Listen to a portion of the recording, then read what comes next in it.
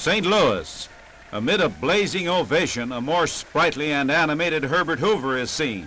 The ex-president, warming to the approaching battle of 1936, fires a scathing blast of sarcasm at the New Deal. The history of the last 2.5 years shows the floundering of this administration.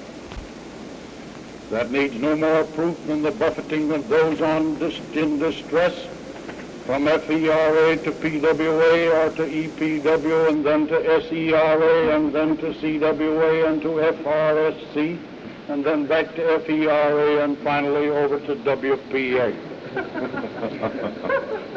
As each of these alphabetical organizations flares up in folly and waste, its victims and its accounts have been buried by juggling of the alphabet. And when they are all buried, their spirit will live on as IOU.